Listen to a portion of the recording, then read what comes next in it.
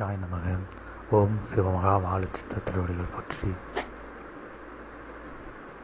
வஜ்ரம் போன்ற நல்வலுகொண்ட சிவமகா வாழை சித்தனை அகமாற அகம் ஆளுவதற்கான உயராசிகளை உமக்கு வழங்கி நின்று அருள்நிலையாய் உமக்கு வாழ்த்து மாலைகளை அன்பாக சூட்டி அகமகிழ வந்தமர்ந்திருக்கின்றோம்.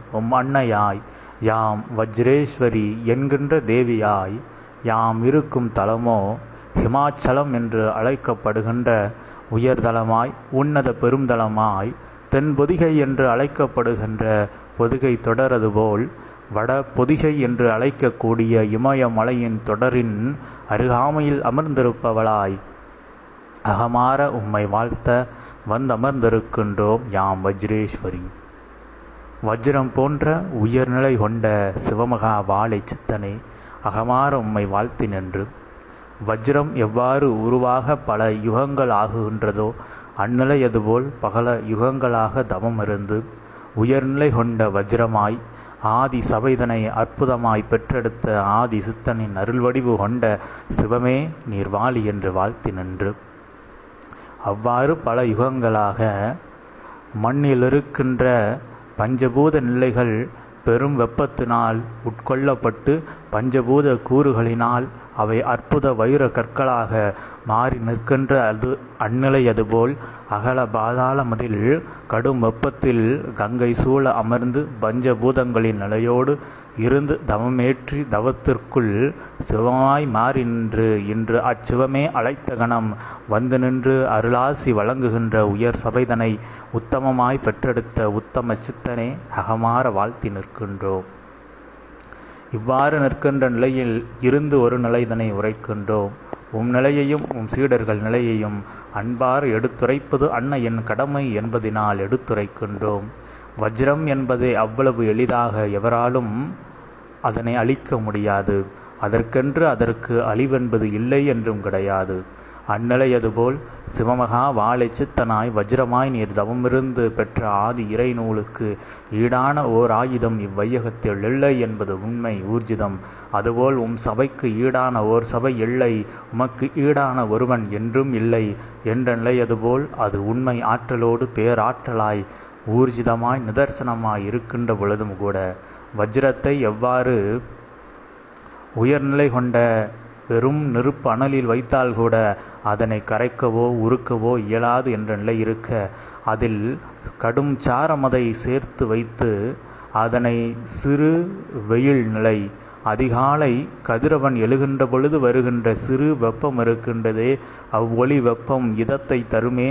அவ்வெப்ப நிலைதனில் அச்சாரத்தில் வைர கற்களை மூழ்கடித்து எடுத்து வைத்தாலே அவ்வைரம் அவ்வெப்பத்தினாலேயே பஸ்பமாகி விடும், காற்றோடு காற்றாய் கலந்துவிடும் என்ற நிலை அதுபோல் அனைத்து நிலைகளுக்கும் மாற்று நிலைகள் உண்டென்பதை ஒவ்வொருவரும் உணர்ந்து நின்று அவ்வாறு வஜ்ர கற்களை கூட ஒரு நொடி பொழுதில் சில நாளிகை துளிகளுக்குள் அவற்றை ஒரு சிறு ஆற்றலை பயன்படுத்தி ஆட்டம் காண வைத்து அவற்றின் அணுக்களிலேயே சிதைவுதனை ஏற்படுத்தி பெரும் ஞானை பெரும் மலைகளால் கூட தகர்க்க முடியாத ஒரு சிறு வைரக்கல்லை ஒரு சிறு நிலை கொண்ட சாரத்தின் மூலமாகவும் சிறு அனலின் மூலமாகவும் மாற்றிவிட முடியும் என்ற நிலைதான் உண்மை.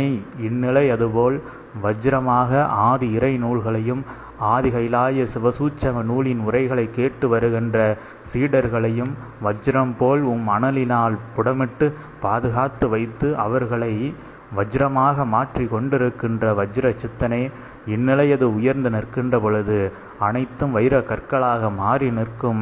ஆனால் வைர கற்கங்களின் உயர் மதிப்பென்பது அவற்றை பட்டை தீட்டி வெளியில் பயன்படுத்துகின்ற பொழுதுதான். பட்டை தீட்டும் வரை அது வைர கற்களாக இருந்த பொழுதும் அது சாதாரண கற்களினுடைய நிலையது போன்றுதான் வெளித்தோற்றத்தில் தெரியும் என்ற நிலையது போல் சிவசபை வந்து நாடி நிற்கின்ற உயர் சீடர்களுக்கு உயர்வானதை உயர் ஞானமாக ஆதி இறைநூலிலிருந்து அற்புதமாய் எடுத்துரைத்து கொண்டிருக்கின்றாய். இந்நிலையின் மூலமாக என்ன நிகழ்கின்றதென்றால், அனைவரும் வைரக் கற்களாக மாறிக்கொண்டிருக்கின்றார்கள். ஆனால் பட்டை தீட்டுவதற்கான காலம் இதுவில்லை என்று உள்ளுக்குள் இன்னும் விளைந்து கொண்டிருக்கின்றார்கள். அவ்வாறு வலுவான வைரக் கற்களாக அவை வஜ்ர கற்களாக விளைந்து கொண்டிருக்கின்ற காலம் அது முடிவடைந்து அவற்றிற்கான வெளிக்கொண்டு அவை ஆபரணங்களாகவும் அழகு நிலைகளாகவும் மருத்துவ நிலைகளில் பயன்படுத்தக்கூடியவைகளாகவும் மாறி நிற்கக்கூடிய காலம் வருகின்ற பொழுது அவை எடுத்து பட்டை தீட்டப்பட்டு அரும்நிலை கொண்டவையாய் மாறி இருக்கும். அக்கணத்தில் தளத்தில் அவையெல்லாம் பெரும் நிலையாக மாறியிருக்கும். அந்நூல்களும் அச்சீடர்களும் அமைந்திருக்கின்ற தளமும் வஜ்ர கற்களையெல்லாம் குவித்து வைத்தால் எவ்வளவு அழகாக இருக்குமோ அதுபோன்று அழகான சபையோர்களாய் மாறி இருப்பார்கள்.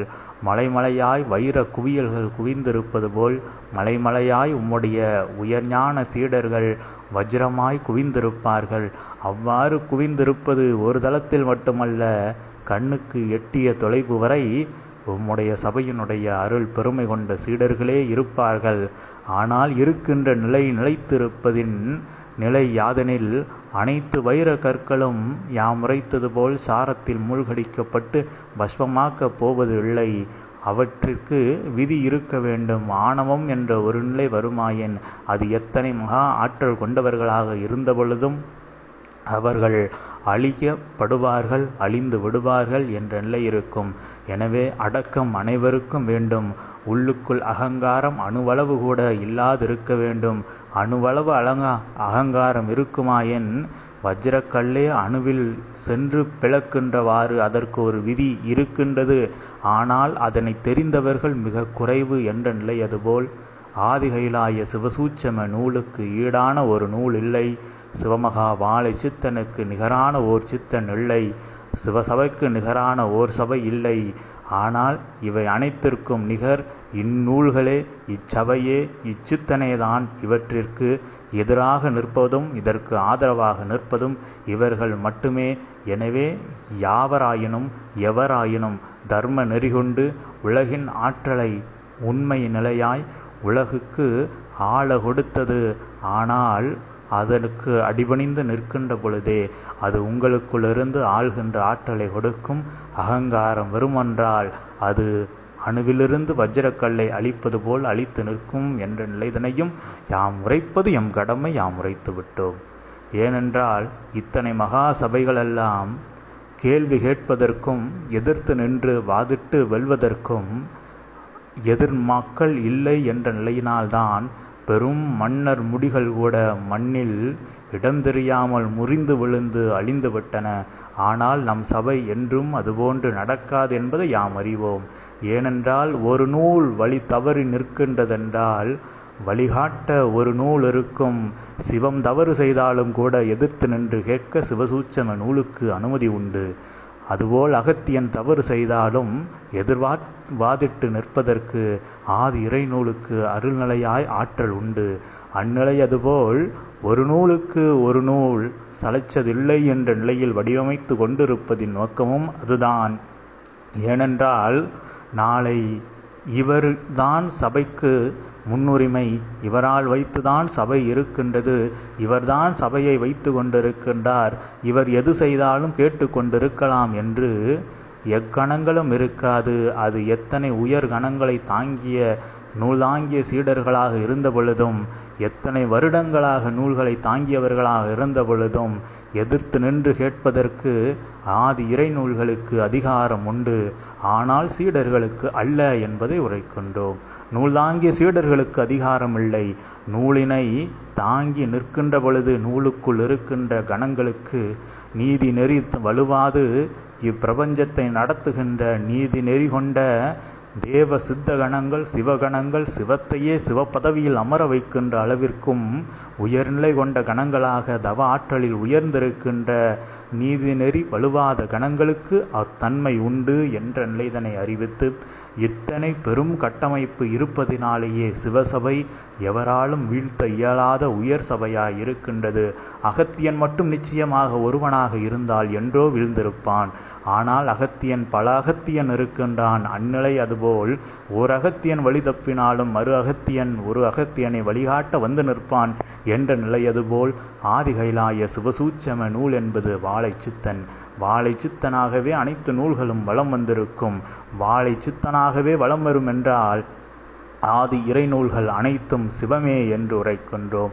எவ்வாறு சிவநிலையை அடைவீர்கள் என்று சிவசபையில் உரைக்கின்றார்கள். ஆனால் எவ்வித யோக நிலைகளையும் தவ நிலைகளையும் சித்து நிலைகளையும் கற்றுக் கொடுக்கவில்லை. எவ்வாறு சிவநிலையில் அடைவதென்றால் அடே சரணாகதியோடு சித்தனை மட்டும் நினைத்துபார். வாழும் குருவின் சூட்சமமாய் அவன் காலதை பற்றிவார். அவன் கரங்களை தொட்டுபார். அவனை உள்ளுக்குள் ஏற்று நின்றுவார்.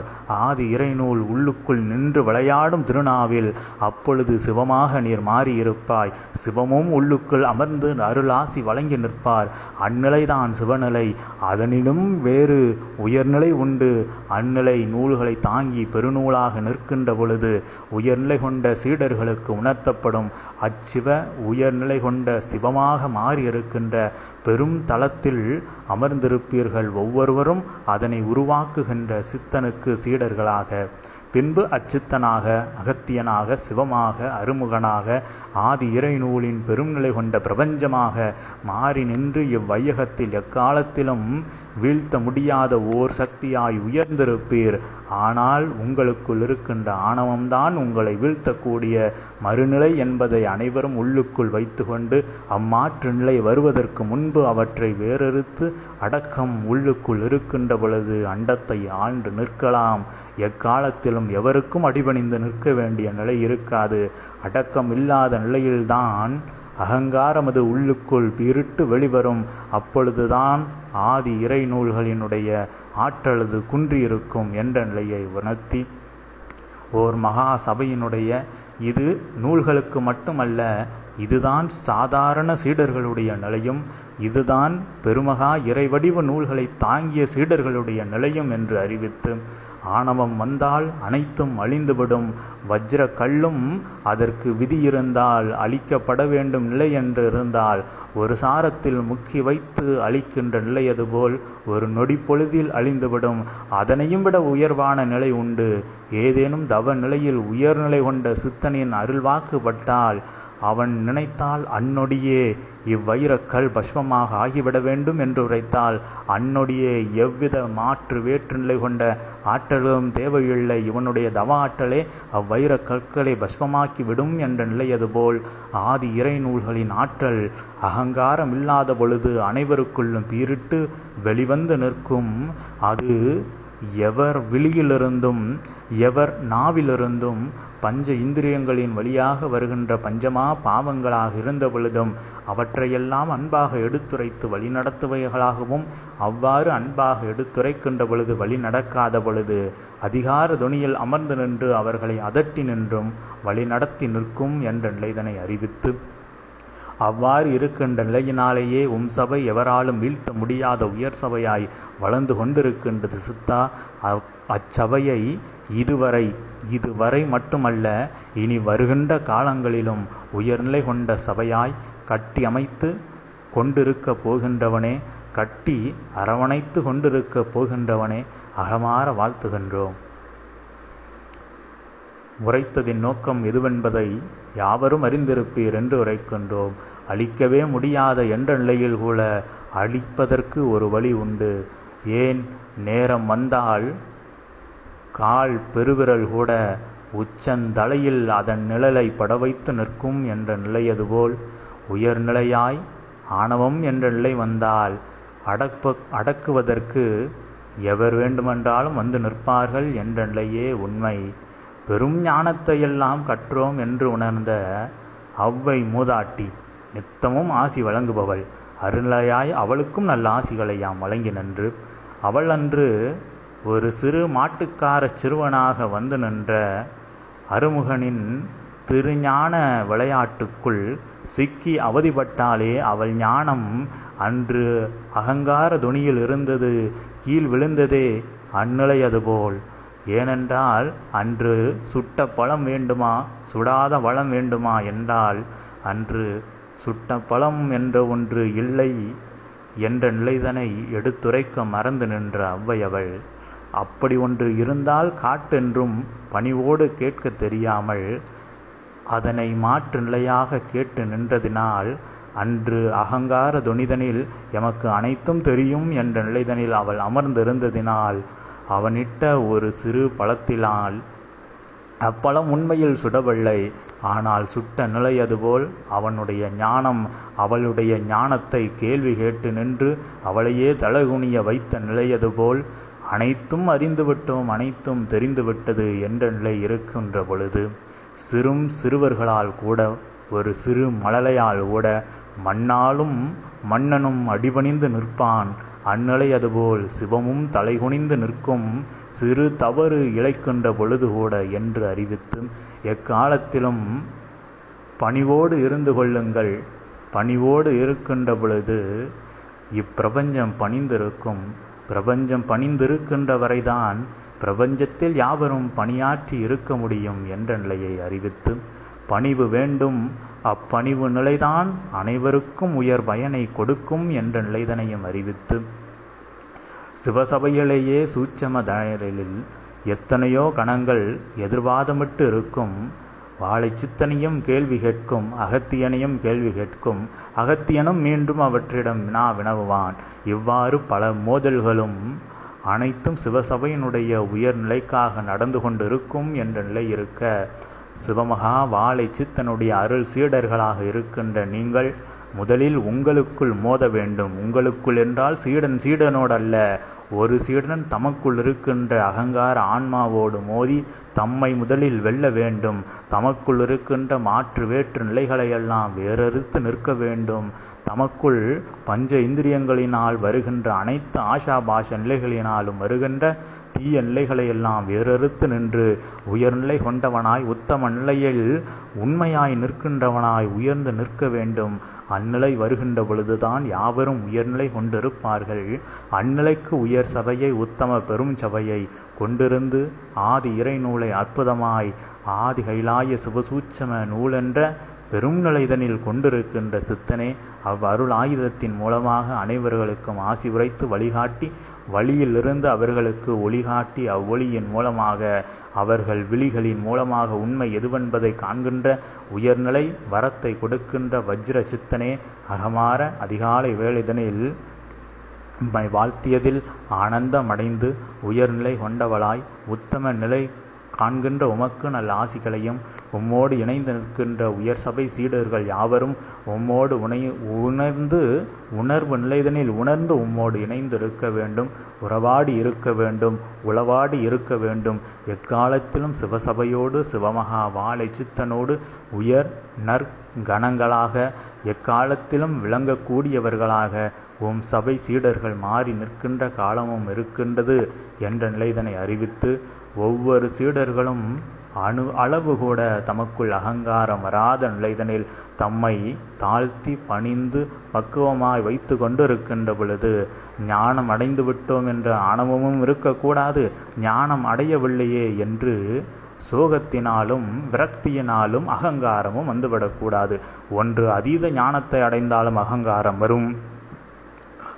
ஞானம் இல்லை என்றாலும் அவர்களுக்கு ஞானம் அடைந்தவர்களை கண்டு அகங்காரம் வரும். இரு நிலைகளையும் அடக்கி ஆள கற்றுக்கொண்டவனே உண்மை ஞானியாக இருக்க முடியும். அவனே உயர் ஞானியாக நிலைத்து நிற்பான். உயர்நிலையிலிருந்து கீழ்நிலைக்கு இறங்காதவனாக இருப்பான். உரைக்கின்றோம் ஒரு நிலைதனை மகா பெரும் தவம் செய்த சித்தர்கள் கூட தேவர்கள் கூட பெரும் மகா கணங்கள் கூட தவறிழைத்தது உண்டு, ஆணவத்தால் அழிந்தது உண்டு. பின்பு மீண்டும் அவ்வாணவம் அழிந்த பின்பு மீண்டும் உயர்நிலை பெற்ற நிலையது உண்டு.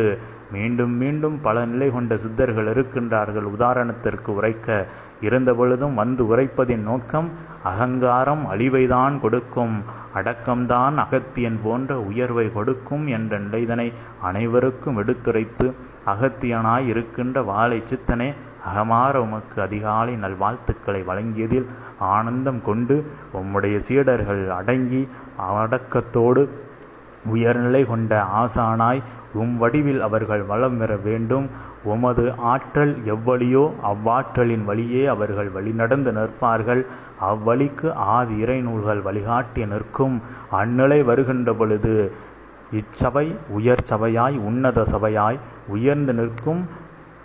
எவரும் சிவசபையில் வந்து எதிர்வாதம் இட முடியாத அளவிற்கு வாதிட்டு நிற்க உயர் வாத கணங்களெல்லாம் ஆதி இறைநூல்களுக்குள் வாதாடி நிற்கின்ற ஆற்றலோடு வளமையான ஆற்றலோடு வாழை சித்தனின் பேராற்றலோடு இணைந்து நின்று உயர் சித்தர்களாய் மாறி நிற்பார்கள். உம்முடைய சீடர்கள் என்ற நிலையை மட்டும் உணர்த்தி வாழ்த்தி, அடக்கம் வேண்டும், அடக்கம் இருக்கின்ற பொழுது ஆண்டு இருக்கலாம், அடக்கம் தவறினால் அழிந்துவிடும் நிலையும் ஏற்படும் என்ற நிலையை தான் இன்று யாம் உணர்த்த வந்தது. உணர்த்திவிட்டோம். உணர்ந்தோர் உயர்ந்து கொள்ளுங்கள். சித்தனை உயிரோடு பிணைத்து கொண்டு எக்காலத்திலும் பிரியா நிலைதனில் அவனோடு பிரியமாய் அமர்ந்து கொண்டு உயர் சீடர்களாய் உத்தம பெரும் சீடர்களாய் மாறி நிற்கின்ற நல்ல ஆசிகளை சித்தா உமக்கு வழங்கியும் எம்தளத்தின் அருகாமையில் உயர்தளமாய் உன்னத தளமாய் பெரும் சபையாய் சிவசபையினுடைய அருள்கிளை சபையது பெரும் பொதிகை மலையில் இருக்கின்ற பொதிகை அடிவாரத்தில் இருக்கின்ற சபையது போல் எம் தளத்தின் அடிவாரத்திலும் வடபொதிகை என்று அழைக்கப்படுகின்ற அத்தலத்திற்கு அருகாமையிலும் உயர் சபையது உயர்ந்தோங்கி நிற்கின்ற நல்நிலை ஆசிகளை உமக்கு வழங்கி நின்று அதற்கான காலம் வந்திருக்கும். அன்று எம்மொழியிலும் யாம் உரையாற்றி இருப்போம் என்ற நிலையை இன்று அகமாற உமக்கு அறிவித்து ஆதி இறைநூல்கள் அனைத்தும் வளர்ந்து நிற்கும். சபை உயர்ந்து நிற்கும். அது உயர்ந்து நிற்கின்ற பொழுது சித்தன் புகழ் இவ்வுச்சாணி கொம்பில் சிவனை போற்றுகின்ற நிலையை விட சிவமகா வாழை சித்தனின் நிலையை போற்றி நிற்கும். காரணம் என்னவென்றால் சிவம் அருமுகன் அகத்தியன் யாவரும் ஏணிப்படிகளே. அவையெல்லாம் ஏற்றி விட்டு வேடிக்கை பார்க்கும். ஏணியை எவரும் மதிப்பதில்லை. ஏறி நிற்கின்ற வாழை சித்தனையே மதித்து நிற்பார்கள். ஆனால் வாழை சித்தனுக்கு மட்டுமே தெரியும். ஏற்றி விட்டோர் மூவர் அல்லவா, மூவரோடு இணைந்த பல கணங்கள் அல்லவா, உலகத்தோறும் முக்கோடி தேவர்களுக்கும் மேலாக நவகோடி சித்தர்களுக்கும் மேலாக இருக்கின்றவர்கள் அல்லவா ஏற்றி வைத்தார்கள் என்று வாழை சித்தன் அறிவான். வாழை சித்தன் அறிந்ததை அறிவிக்கின்ற பொழுது சித்தனுக்கு வருகின்ற புகழார நிலைகள் யாவும் அத்தேவ சித்த கணங்களுக்கு பகிர்ந்தளிக்கப்பட்டு நிற்கும் என்ற நிலைதனையும் அறிவித்து அகமாற அனைத்தும் சுபிட்சமாய் நடந்தேற நல் வாழ்த்துக்களையும் வரங்களையும் சித்தா உமக்கு வழங்கி அமர்கின்றோம். வஜ்ரேஸ்வரியார். ஓம் அகிலேஷாய நமக. ஓம் சிவமகா வாழ் சித்தத்தினுடைய